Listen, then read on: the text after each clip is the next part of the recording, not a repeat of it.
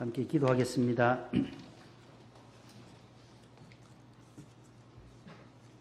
하나님 아버지, 오늘 거룩한 주님의 날 주의 성전으로 저희들을 불러주심을 감사합니다.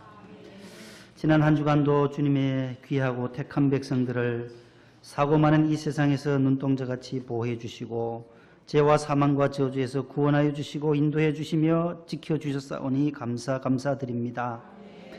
오늘도 심령이 가난한 자가 되어 하늘의 복, 천국의 축복을 소유한 자가 되게 하여 주시옵소서.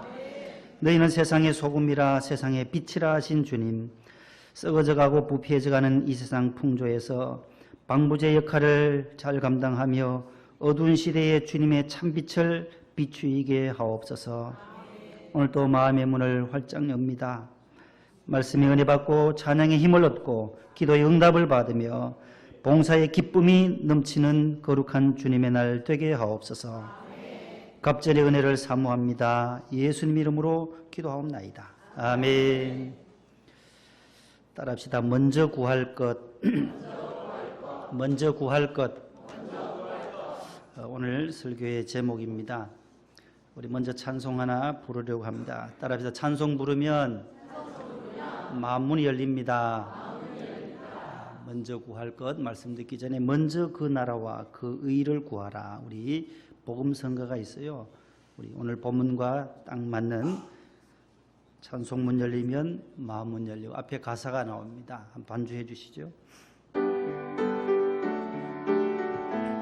너희는 먼저 그의 나라와 너희는 먼저 그의 나라와 그 의를 구하라. 그리하면 이 모든 것을 너희에게 하시리라. 할렐루야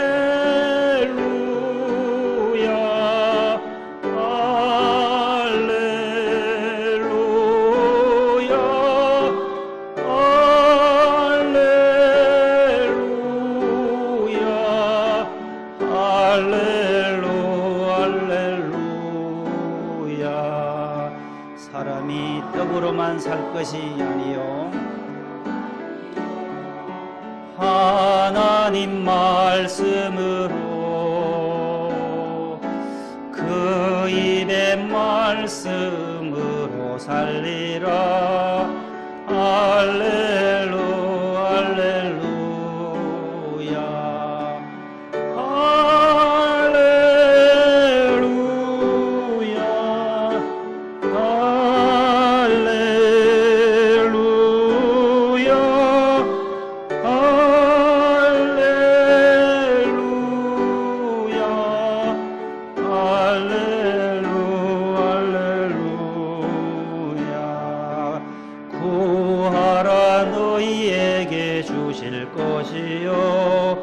찾으면 찾으리니 두드리면 내게 열어주리라. 할렐루야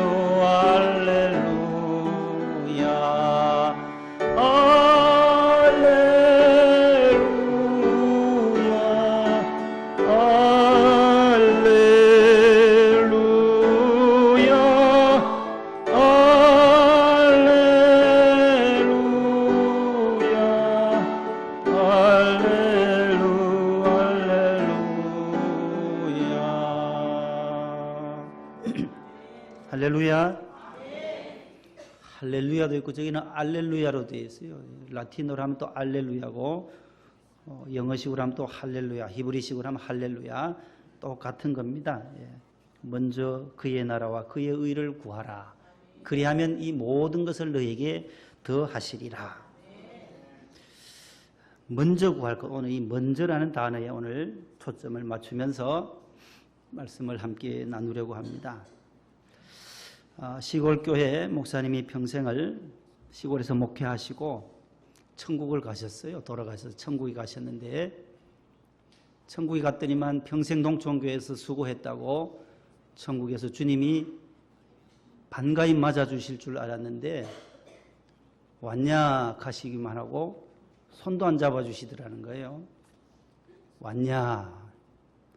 근데 조금 있다니까 그 동네 같은 시골 동네에서 총알택시 운전기사도 주일도 잘 지키지도 않고 들어가다 이제 와서 예배 드리는데 말씀 안 듣고 졸기만 하던 그분도 천국에 오셨다는 거예요.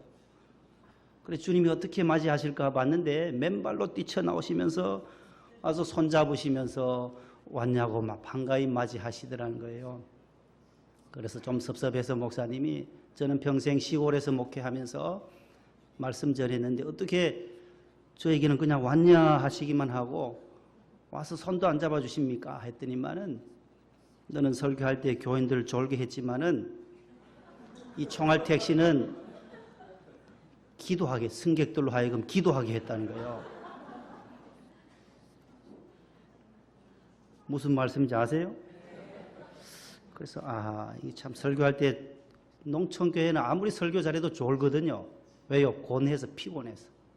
우리 원로 목사님 설교 그렇게 잘하셔도 풍북교회, 월전교회, 흥구교회 목회할 때는 찬송하고 조금 지나면 전부 쪼신다는 거예요. 쿨 쪼신다는 거예요. 그래서 예배를 저녁 늦게 9시 넘어서 저녁 예배 다 들에 가서 일하고 돌아오신 다음에 해야 되니까 다 졸아요. 아무리 설교 잘해도 졸아요.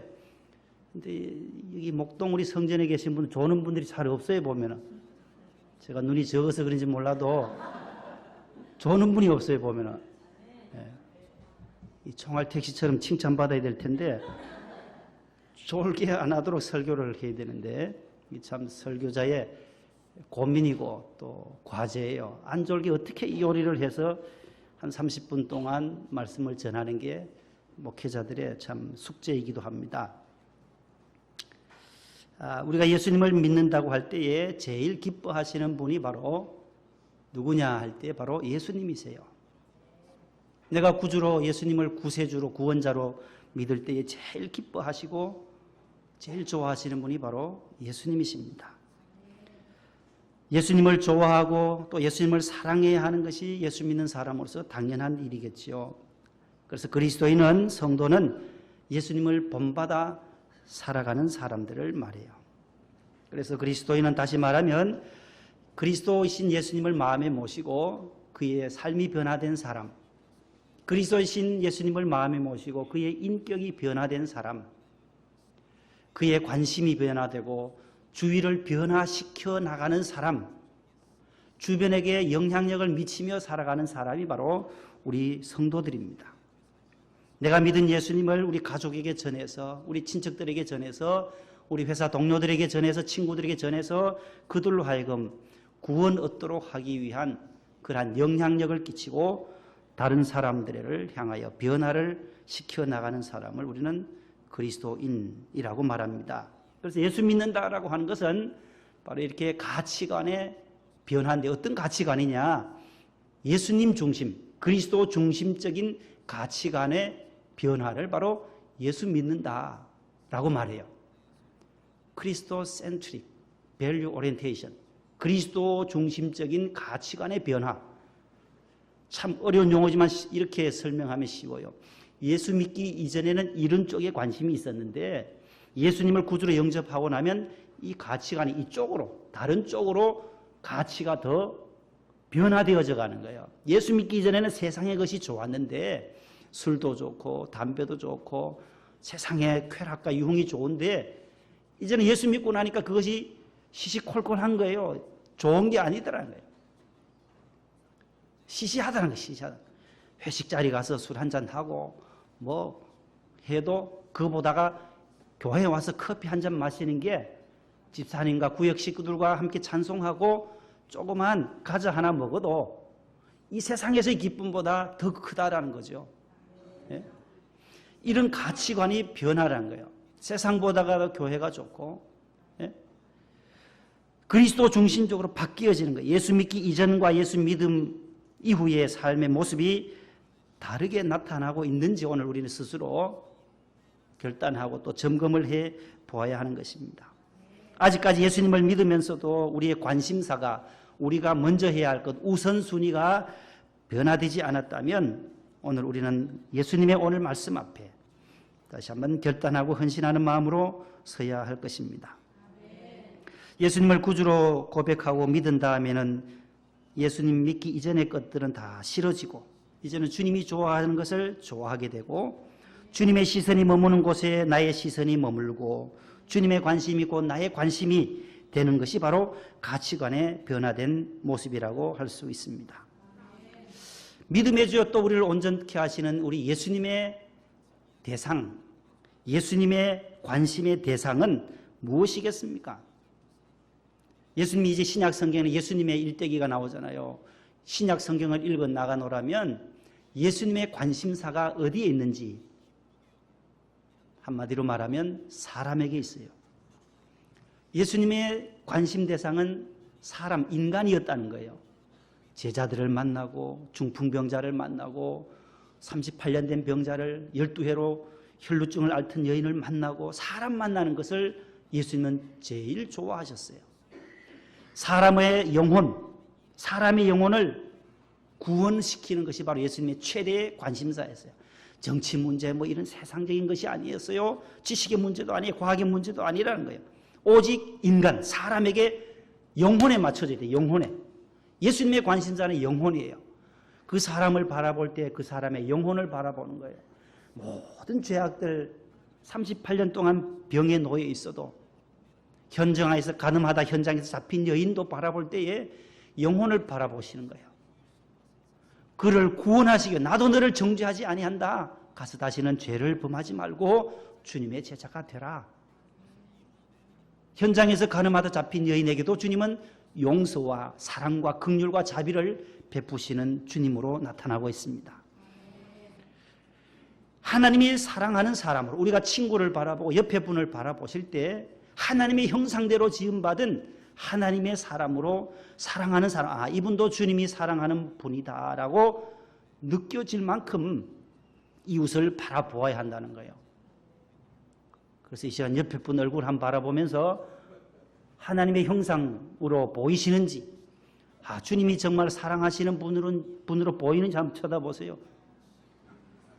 그런 마음이 우리에게 있어야 되네요. 집사님을 만나고 권사님을 만날 때에 기뻐져야 돼요. 싫어지기 시작하면 내 안에 문제가 있다는 거예요. 우리 부인 말고 내 안에, 내 속에 문제가 있다는 거예요. 남편의 얼굴이 보기 싫어지고 아내 얼굴이 보기 싫어지고 형님의 얼굴이 보기 싫어지고 구역 식구의 얼굴이 보기 싫어지고 성가 대원의 옆에 분의 얼굴이 보기 싫어진다면 벌써 내 속에 자기 자신 안에 문제가 있다는 거예요. 내 속에 사랑이 식어지고 있구나. 이걸 점검해야 된다는 거예요. 만나면 만날수록 반갑고 옆에 분을 우리 성도들 한 주간 동안 못 보다가 오늘 주의 성전에 나와서 만나니 악수하면서 반갑고 아이고 한 주간 잘 지내셨냐고 아이고 한 주간 동안 늙지도 않고 더 젊어지셨네요. 예뻐지셨네요.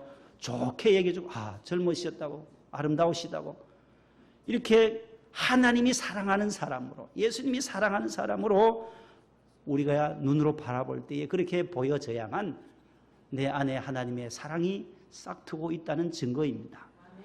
보기 싫어지고 미워지기 시작하면 벌써 내 안에 무엇인가 고장이 난 부분이 없나 스스로 점검을 하고 수리를 해야 한다는 것이에요. 어떻게 수리할 것이에요? 말씀을 들으면서 하나님의 은혜의 빛이 비추어져서 내 마음에 사랑의 마음이 비추어지고 싫어지던 마음도 좋아지게 되고 말씀 받고 예배드리고 집에 가서는 엄마 아빠 얼굴이 좋아지고 미워지는 것이 아니라 좋아지고 기뻐지는 그런 우리의 삶이 될 수 있기를 바랍니다. 사랑하는 마음으로 대하게 될 때에 우리는 주님의 제자가 될 수 있습니다. 오늘 우리 집사님들 두 분께서 읽어주신 오늘 본문은 예수님께서 그의 사랑하는 제자들에게 말씀하신 산상보훈의 중간 부분의 말씀이에요. 산상수훈, 우리 이번에 팔복 했잖아요. 팔복. 마태복음 5장과 6장과 7장은 예수님이 하신 말씀이 마태, 마가, 누가, 요한복음에 나오는데 사복음 가운데 가장 압축적으로 제일 많이 한 곳에 집약적으로 나오는 것이 산상보훈의 말씀이에요. 마태복음 5장부터 7장까지를 따라합시다. 산상수훈, 산상보훈, 산상설교, 그렇게 불려요. Sermon on the Mount 해가지고 산 위에서 하신 보배로운 말씀, 보훈, 보배로운 교훈, 산상수훈, 뛰어난 그러한 교훈이다. 뛰어난 교훈이다. 대형 박물관의 모든 보물과 예수님의 산상보훈은 바꿀 수가 없다는 거예요. 이만큼 중요한 것이 산상보훈이에요. 5장, 6장, 7장. 5장 1절에 예수께서 제자들을 보시고 산에 올라가 앉으시니 제자들이 예수님 앞에 나왔어요. 예수께서 가르쳐 이르시되 심령이 가난한 자는 복이 있나니 천국이 그들의 것이며 애통하는 자가 복이 있습니다. 그들이 위로를 얻습니다. 온유한 자가 복이 있는데 땅을 기업으로 받는다. 의에 지르고 목마른 자는 바로 배부를 것이다라는 이러한 복을 받게 되는 거야. 긍휼히 여기는 자가 긍휼히 여김을 받을 것이고 마음이 청결한 자가 하나님을 볼 것이고 마음이 깨끗하고 마음이 청결하고 정결할 때 주님의 얼굴을 배울 수가 있는 거예요. 우리 안에 죄악이 가득하고 세상의 것으로 깍지들어 있으면 주님의 얼굴을 볼 수가 없다는 거죠. 주님을 만날 수가 없다는 거예요. 화평하게 하는 자들은 복이 있습니다. 하나님의 아들이라 일컬음을 받을 것이며 의를 위하여 박해를 받은 자는 복이 있습니다. 그들에게 천국이 임할 것이다. 나로 말미암아 예수님으로 말미암아 너희를 욕하고 박해하고 핍박하고 거짓으로 너희를 거슬러 모든 악한 말을 들을 때에는 어떻게 하래요? 가서 부딪히고 싸우는 게 아니에요. 기뻐하고 즐거워하라. 예수님 때문에 고난당하고 욕을 먹고 핍박당할 때에 박해를 받을 때에는 참으라는 거예요. 어제 새벽에 우리 25교구에 계셨던 그분이 간증했잖아요. 주차 봉사하는데 집사님들하고 부딪히고 본당에서 할 때는 수많은 사람이 오니까 주차 똑바로 하라고 하면 얼마나 성질 나겠어요. 이 성령 충만한 우리 안수 집사님들도 차량부가 그게 고민이라는 거예요. 부딪히고 현대 아파트 앞에서 월드글로리 앞에서 차량부하고 막 부딪혀요. 소리 지르고 은혜 받으러 왔으면 은혜만 받으면 좋은데 주차 똑바로 하라고 이러면은 감당이 안 된다는 거예요. 그래 옆에 오래 계셨던 분이 집사님, 김 집사님 의를 위하여 박해를 받으면 복이 있습니다. 그 말씀하니까 참아지더라는 거예요. 복이 있다는데 욕 얻어먹어도 참아라는 거예요. 의를 위하여 좋은 주님의 일을 하다가 핍박당하면 참아내면 또 하나님께서 좋은 길로 인도하신다. 그렇게 어제 간증을 하신 것을 들어보았습니다. 너희 선지자들도 전에 있던 너희 선지자들도 이런 박해를 받았다. 이 팔복을 제일 먼저 말씀하시고 나서 계속해서 7장 29절까지 가요. 5장, 6장, 7장 모든 절수를 합하면은 5장은 48절로 끝나고 6장은 오늘 마지막 절이 34절이에요. 7장은 29절이에요. 모두 111절로 구성되어 있는 것이 산상보훈이에요. 다른 데는 띄엄띄엄 내 죄 사함 받았느니라. 예수님이 한마디씩만 하시는데 여기는 5장, 6장, 7장은 전체 111구절로 예수님이 산에 올라가셔서 제자들에게 하신 천국의 윤리 강령을 말씀하신 것 중에 오늘 6장에 왔습니다. 여기 6장에 오늘 25절 이하에는 두 가지를 말씀해요. 첫 번째는 염려하지 말아라. 염려하지 말아라. 그 다음에 두 번째는 그의 나라와 그의 의를 어떻게 하라고요? 구하라. 그런 말씀을 하고 계십니다. 먼저 해야 할 것을 우선순위를 정립해 주는 말씀이에요. 어떤 할아버지가 강가에서 낚시를 하고 있었어요.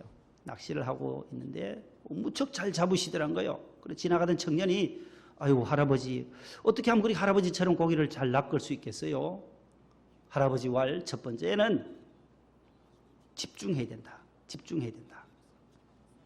한눈 팔지 말고 낚싯줄과 그 바다에 빠뜨려진 그 줄하고 딱 보고 딱 움직일 때 한눈 팔지 말고 집중해야 되고 두 번째는 미끼를 잘 사용해야 한다네 하더라는 거예요. 미끼. 고기가 좋아하는 것을 그 낚시 바늘에다가 끼워야만 고기가 물을 거 아니에요? 엉뚱한 거 하면은 뭐 이런 거 갖다 달아가지고 내려가면은 고기가 안 물어요. 컨센트레이션 집중하고 그다음 니드 필요한 것 필요. 물고기가 좋아하는 미끼를 사용해야 되고 세 번째는 인내하고 기다려야 하는 거네 말씀하는 인내하고 기다려야 되는 거예요. 넣고 들어올리고 넣고 들어올리고 넣고 들어올리고 물리지도 않은데 이거 성질 급하면 한 마리도 못 잡는다라는 거예요. 오래 넣고 기다릴 줄 알아. 인내할 줄 알아야 된다. 네 번째는 적당한 기회가 왔을 때 빠르게 낚아채야 한다. 기회를 놓치지 말아야 한다. 그렇게 네 가지를 청년에게 말씀했어요. 아니, 할아버지 그거 다 아는 거죠. 그 기본적인 거 아니에요? 낚시할 때 기다려야지. 그냥 들어올리면 잡힌 것도 아니고 미끼도 잘 하는 거 다 알잖아요. 뭐 다른 것 없으세요? 한 가지 더 있지. 이대로 실천할 것. 이대로 실천할 것. 다 알아요. 다 어떻게 하면 고기 잡는 그 방법들, 비법들, 비결들은 다 알아요. 집중해야 되고 한눈 팔지 말아야 되고 인내해야 되고 기회 왔을 때 들어 올려야 된다는 건 다 알아요. 그런데 이대로 실천하지 못하기 때문에 못 잡는다는 거예요.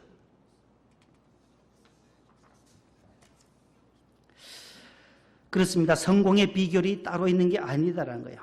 그 비결 모두 다 알고 있어요. 그러나 실천하지 못하는 것이 문제라는 겁니다. 오늘날 현대인들은 건강의 비결 또 비법도 다 잘 알아요. 인터넷이 발달되고 과학이 발달되어서 무엇을 먹으면 건강에 해롭고 무엇을 먹으면 건강에 이롭고 다들 잘 알아요. 그런데 건강에 해로운 것들만 골라서 하는 것이 현대인들이에요.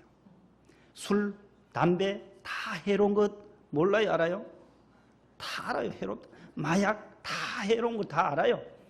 그런데도 실천을 못한다는 거예요.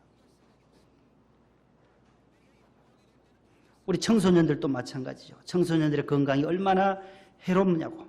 본드를 흡입하고 마약하고 술, 담배 젊을 때에 하면 이 뇌의 모든 그 세포들이 다 죽는데도 불구하고 좋지도 않은데도 불구하고 청소년들이 거기에 벌써 초등학교 5, 6학년 되면 벌써 담배에 다 유혹을 받아서 친구들에게 넘어가는 거예요.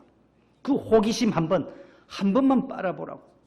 한 번만이 바로 계속하게 만드는 그 유혹의 미끼라는 거예요.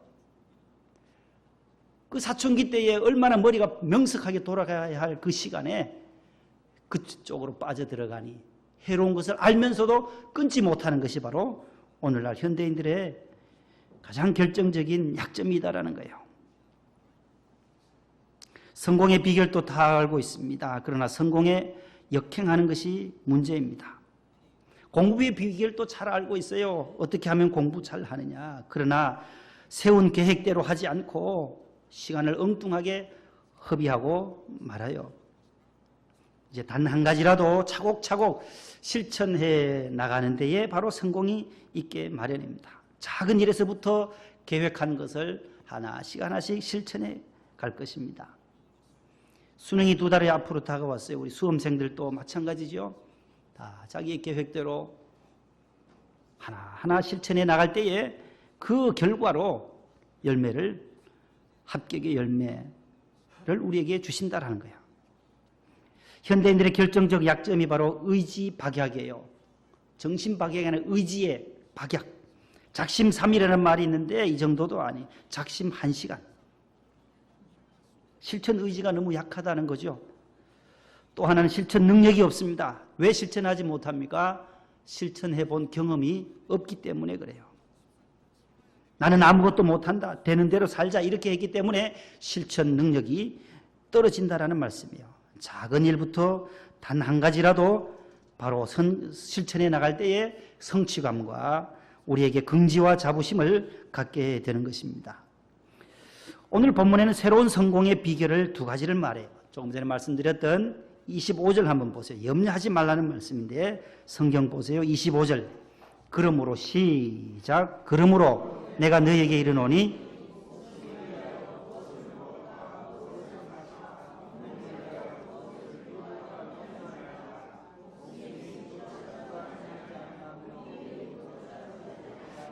아멘.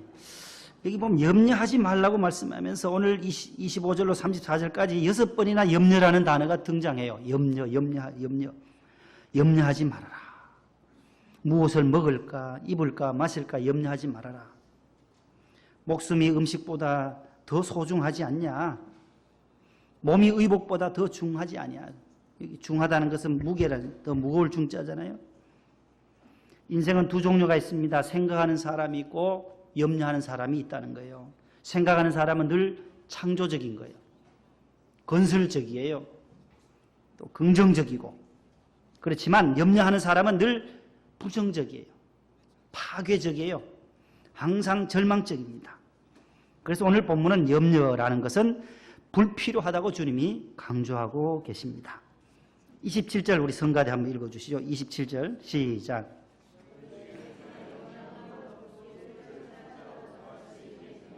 이거 보세요. 누가 너희 중에 염려함으로 그 키를, 여기 있는 키라는 단어는 헬리키아라고 하는 이 단어는 두 가지의 뜻이 있어요. 사람의 키도 되고 이 목숨, 수명이라고도 번역이 돼요. 헬라어 원어로는. 그러면 보세요. 키라고 번역할 때는 염려한다고 키 크는 것이 아니잖아요. 밤새도록 염려하면 내가 한 2m 정도 되겠냐? 안 올라가요, 키는. 염려한다고 해서 한 자라도 더 클 수가 없다라는 거잖아요. 목숨, 수명이라고 말할 경우는 염려한다고 수명을 하루라도 더 연장할 수 있느냐? 없다라는 거예요. 내 수명을 한 80, 90, 120세까지 내가 스스로 염려를, 걱정을, 근심을 해서 염려될 것 같으면야 하루 종일 염려하겠죠. 아니다라는 거예요. 예수님께서 너희가 염려하지 말아라. 염려해서 되는 일은 아무것도 없다는 것이에요. 그런데도 불구하고 우리 이상하게도 우리는 염려의 노예가 되어서 생각도 어둔해지고 염려의 노예가 될 때에 판단도 흐려지게 되고 능력도 없어지게 되는 것입니다. 염려의 노예뿐만 아니라 염려는 엄청난 손해를 또 끼칩니다. 육체적으로는 염려는 질병을 가져오게 해요. 염려하고 근심하고 정신적으로는 또 어리석게 만들어요. 모든 지혜를 근심과 걱정과 염려가 다 빼앗아가 버리고 맙니다. 그래서 예수님이 염려하지 말라는 거예요. 그래야 잠언의 솔로몬 잠언 17장 22절에는 마음의 즐거움은 양약이라도 심령의 근심은 뼈를 마르게 하느니라. 마음의 근심, 걱정, 염려는 뼈를 마르게 하는 거예요. 뼈를 상하게 하기 때문에 마음의 즐거움을, 마음의 기쁨이 바로 보약이라는 거예요. 딴 게 보약이 아니다라는 거예요. 마음의 기쁨과 즐거움 어디에서 옵니까? 평안이 어디서 옵니까? 바로 예수님 안에서 오는 거예요. 예수 믿을 때 우리 안에는 기쁨이 있어요. 죄 사함 받은 자유함이 있어요. 그래서 염려는 다 주께 어떻게 하래요? 맡기라는 거예요. 베드로전서 5장 7절 8절에 너희 염려를 다 주께 맡기라. 이는 그가 너희를 돌보심이라.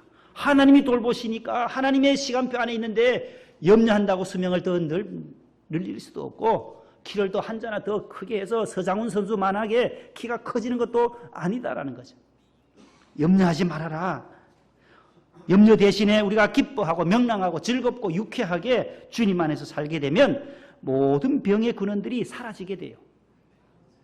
그래서 우리가 기쁨과 감사와 은혜의 신앙생활을 하게 되면 혈액순환도 잘 되고 호르몬 분비도 더 원활하게 되고 자연히 소화도 잘 되고 잠도 잘 오니까 설교 듣다가도 주무시니까 어찌 건강하지 않겠어요? 마음이 평안하니까. 교회 와서 주무실 때도 있어요. 오늘 지금 아직 주무시는 분이 없는데 시골 교회는 다 피곤해서 잠이 와요. 교회에 와서 주무셔도. 다 하나님이 은혜를 주시면 은혜가 되는 줄로 믿습니다. 성공하려면 염려를 버리고 염려로부터 빨리 벗어나는 것이 우선이에요. 근심, 염려, 걱정 이 모든 것을 주님께 맡기고 내가 그 짐을 지고 가면 내가 눌려서 내가 뼈가 상해요. 몸이 해로워져요. 주님께 맡기고 주님 내 모든 것을 형편을 아시지요. 내 모든 행사를 여호와께 맡기라 했는데 염려도 맡기라고 했는데 내 짐도 맡기고 내 길도 여호와께 맡기면 그가 이루신다. 정오의 빛같이 인도하실 줄로 믿고 맡기시는 여러분들 되시기를 바랍니다. 빌립보 4장 6절 7절에 아무것도 염려하지 말고 다만 모든 일에 기도와 간구로 너희 구할 것을 감사함으로 하나님께 아뢰라.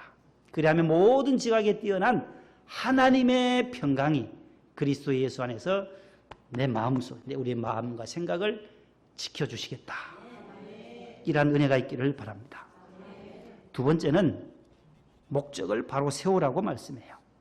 염려하지 말고 우선순위, 먼저 해야 할 것을 바로 세우라. 바로 정립하라는 말씀이에요. 그 목적과 우선순위가 불변해야 된다는 거예요. 변치 않아야 된다는 거예요. 성공이냐 실패냐는 그 목적에 달려 있어요. 뚜렷한 목적을 향해서 다름질치되 오늘 본문은 우선순위를 바로 세워야 한다고 말씀해요. 너희는 먼저 그의 나라와 그의 의를 구하라.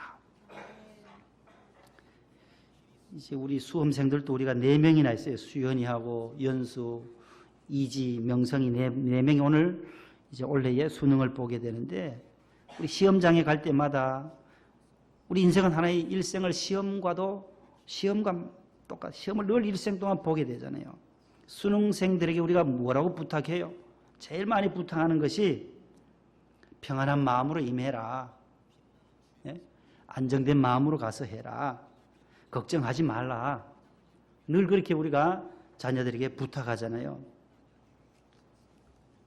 그런데 여기서 하나 더 추가하는 꼭 필요한 것이 하나 더 있어요. 아는 것부터 써라. 갈 때마다 꼭 얘기해야 할 것이 바로 있어요. 평안한 마음으로 안정된 마음으로 걱정하지 말고 염려를 주님께 맡기고 하되 아는 것부터 써라. 시간은 딱 정해져 있어요. 수험 시간은 딱 몇 시부터 몇 시까지 딱 정해져 있어요.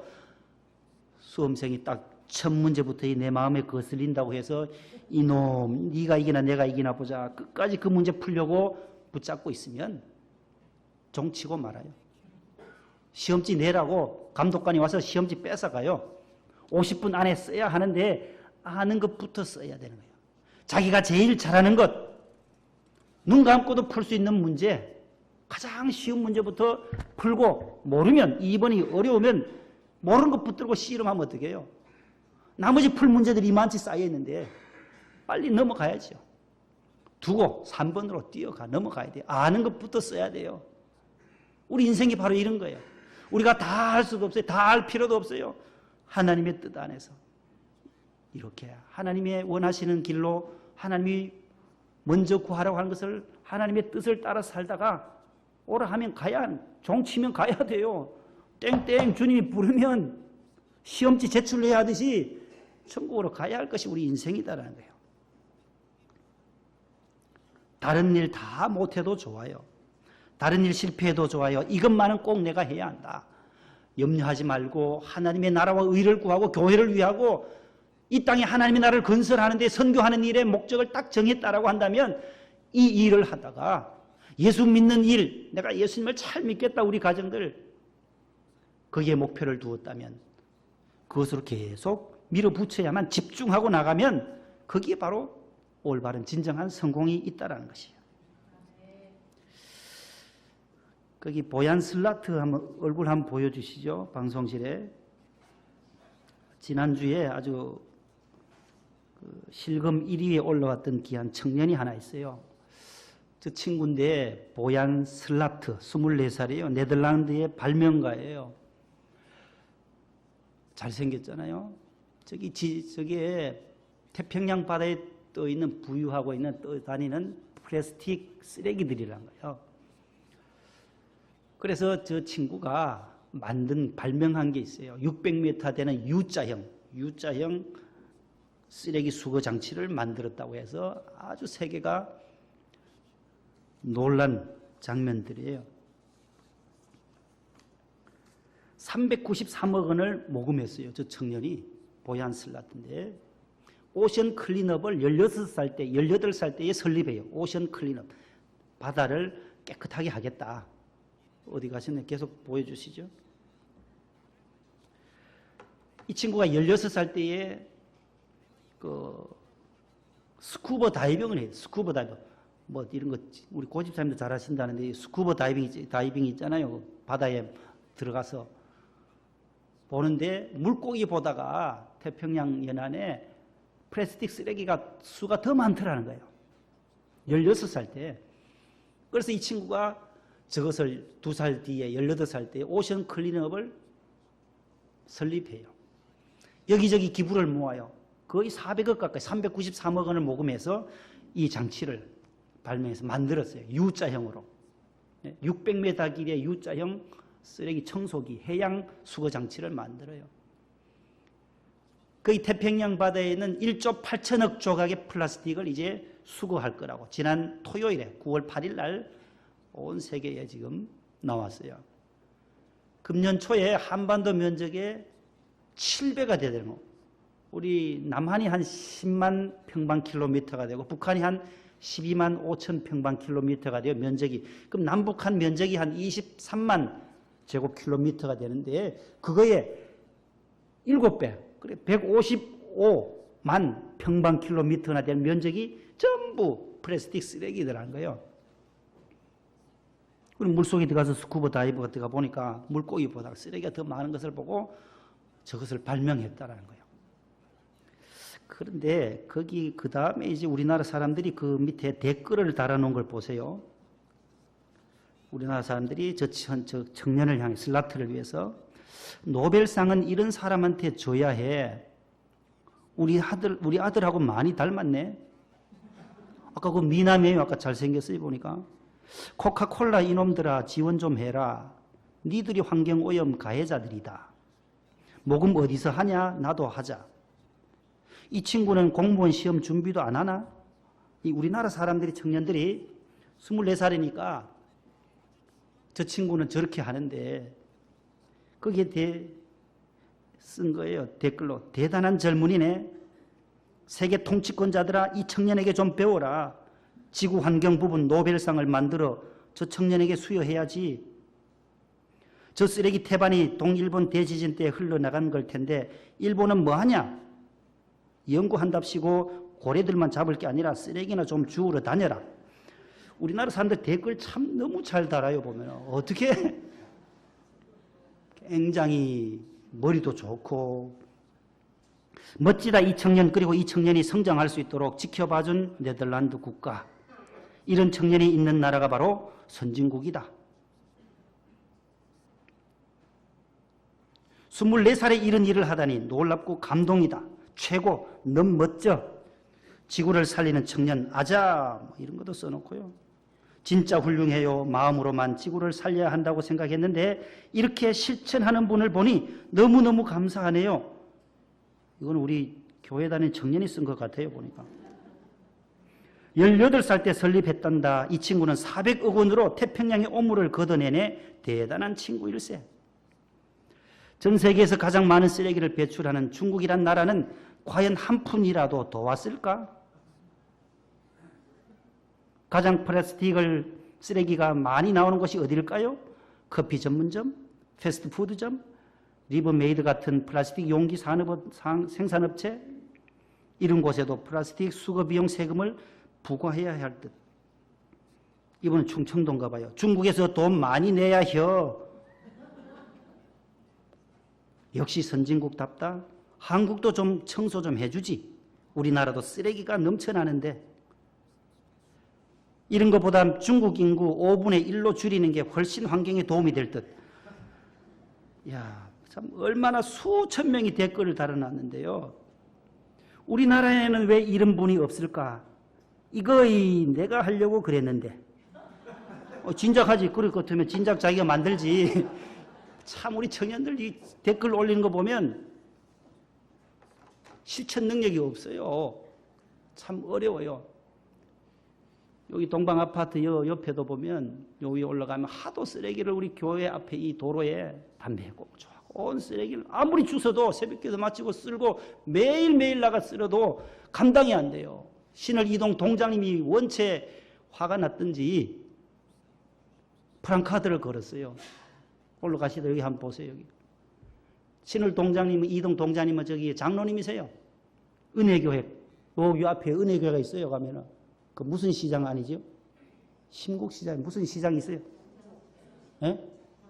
그 경창시장인지 뭐 요 시장 안에 은혜교회 장로님이신데 동장님이신데 프랑카드를 걸어가지고 신을 이동해 최고 망신지역이 한번 저 띄워서 보여드리려고 했는데 지금 찍어놔서 핸드폰에요. 그렇게 망신지역이라고 프랑카드를 딱 해놓으니까 안 버립니다. 그 다음에 제가 다 쓸어내고 나니까 이제는 거기에 없어요. 쓰레기가 없어요. 모든 주민들이 하나만 있으면 거기에 계속 오는 거예요. 쓰레기가 없으면 덜한데 하나만 있으면 계속 갖다 버리게 되거든요. 망신지역이라고 딱 갖다가 빨간색으로 노란색으로 해가지고 크게 프랑카드를 걸어놨어요. 얼마나 그 장로님이 화가 나셨겠으면은. 그리고 온 동네 다니시면서 우리 교회도 와서 붙여놨어요. 쓰레기 배출하는 방법하고 시간하고 이런 것들 조목조목해서 딱 A4로 해서 붙여놓으셨더라고요. 이 청년 보세요. 참 먼저 할 것. 우리가 먼저 해야 할 것이 뭐냐 말이에요. 이 친구에게는 이 바다가 네덜란드가 어떤 나라예요? 얼마나 예수 잘 믿는 나라예요. 그 국가가.